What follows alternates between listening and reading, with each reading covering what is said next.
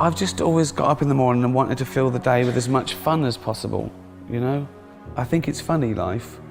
It's amusing, because we take everything so seriously, we care about everything passionately, we have fights, wars, worry about little things, and then we die. But there's nothing, it was pointless. We return to the stars. So I've always thought I want to fill my days with fun. Well, I think life is precious because you can't watch it again. But once you realise you're not going to be around forever, I think that's what makes life so magical.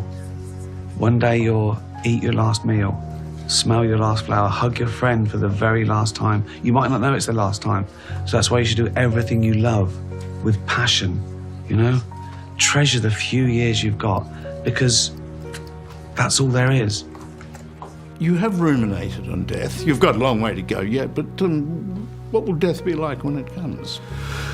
Well, the best thing about death is you won't know about it. It's like being stupid, it's only painful for others. So I'm not bothered by it. We do ponder the universe, and it always comes back to us. It always comes back to us, you know, why are we here? We just are. The chance of us being born is 400 trillion to 1, and there's loads of reasons why you can say we're here. It's more what you do with it. It's to eat and drink and make friends and have fun. Make people laugh. Oh, there's no better privilege. When you're more unhappy than happy, there's something wrong and you've got to do something about it. Parties don't last forever, nor should they. People would hate to live forever. They'd hate it. You know, growing up, we were poor and working class. My dad was a labourer. We lived in a council estate. My mum was a housewife. But I didn't really know. Everyone was in the same boat, so I didn't know I was poor. I didn't know I was working class till I got to university and everyone spoke like the Queen. I didn't know what it was, really. Bob Dylan said a man can consider himself a success if he gets up in the morning, goes to bed at night, and in between does exactly what he wants. And I've always done that. I've always done that. I've never worried when I was trying to be a pop star on no money. I never moaned about, I never borrowed money. It was my lot. I chose to do that. And I've always done things the way I wanted it. I've never craved money. I've never been proud of money per se. In fact, the first few years of getting a newfound wealth, I felt guilty about it. And I still feel a little bit guilty about it because there was a nobility in poverty, really. And so I've always thought that if I'm going to be rich and famous, then I've got to be proud of how I made my money and how I got my fame. And money making money, I've never understood it. Do you know, I've never understood it. I don't play those games. I don't try and make more money. I've never tried to make money.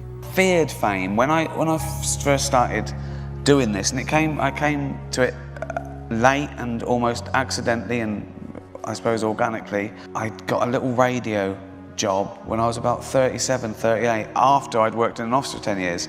And then I started popping up, and then it sort of grew from there. I got a little bit on a thing called the 11 o'clock show. Then The Office came. I knew if I was a famous actor or comedian that I'd be recognised, but I wanted people to know that was an upshot of it. I wasn't doing it to be famous, and I sort of feared it. I didn't sign that contract, with the devil, make me famous and you can go through my bins. And do you know what I mean? Right. And I sort of worried. I think I worried about it because I thought, they say horrible things about famous people, and you don't want to have horrible things said about you. It happens all the time. Twitter, which is like reading every toilet wall in the world at once. Right. And you shouldn't know those things about you. You shouldn't hear things about you in normal life. You shouldn't be famous. It's odd to be famous. And I sort of feared that. And for the first few years, I thought, that's not fair, because I thought reputation is everything. And now I realise it's not. Reputation is what strangers think of you. Right. And who you really are is what your friends and family think of you, and they stay forever. So I just don't care now. It's also subjective, that the only real thing is what you do with it, People don't respect facts anymore. Everyone knows my opinion is worth as much as your opinion, but now there's this myth that my opinion is worth as much as your fact, which just isn't true. And it's going to send us back into the dark ages. Just because you're offended, it doesn't mean you're right. I was already a comedian before I sort of decided I'd become a comedian. It just sort of happened. I went on the radio show and I was meant to be the head of speech. I had a normal job. I worked in an office for 10 years, which is what I based the office on. And then I got a job at a radio station. I was meant to go in and sort of be writing little things for the DJs. And because I'm so lazy, I thought, I'll just do this myself. So I went in, I popped up, I did funny things.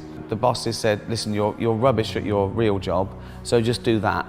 And it grew, and I became like the comedy turn on XFM, got discovered by Channel 4 and all that. Nothing gives me an adrenaline rush like coming up with an idea. Honestly, I can't sleep. And if I think of it before I go to bed, I've got to work it over so I don't forget it when I wake up. And that's a lovely thing to wake up to. Oh, that idea, right. You know? And it doesn't get any better than when it's in your head, really. And then you just got to ruin it as little as possible. Now, honestly, when I first started this, I thought I was a writer, right? And I probably only directed because I realised that I could protect the writing. And then I produced to protect the directing. It's all to protect the idea, everything. And I play that guy because I know how to do that guy in my head. It's trying to realise the vision. You're not afraid of dividing opinion. You're not afraid of, some people saying I disagree with you and some people saying I agree with you. If everyone's agreeing with you, you're in an echo chamber.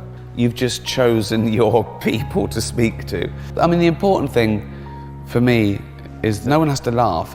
In fact, I embrace the gasps as much as the laughs, because that means they were listening. And offence is good. Offence makes people think. It makes them come up with another argument. I'm just tired of people saying, I'm offended.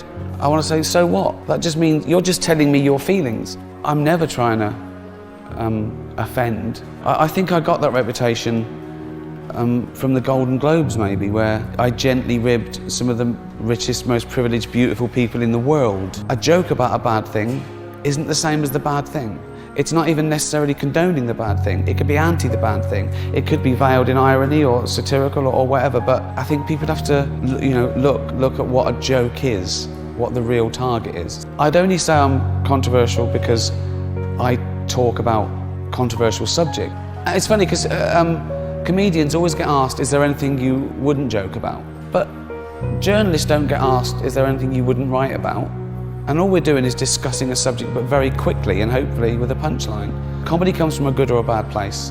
And Twitter was the one that sort of started popularity being more important than being right, And people have picked up symptoms of that in all walks of life because it's all about likes, retweets, block someone that doesn't agree with you, so you create your own echo chamber, same as Facebook.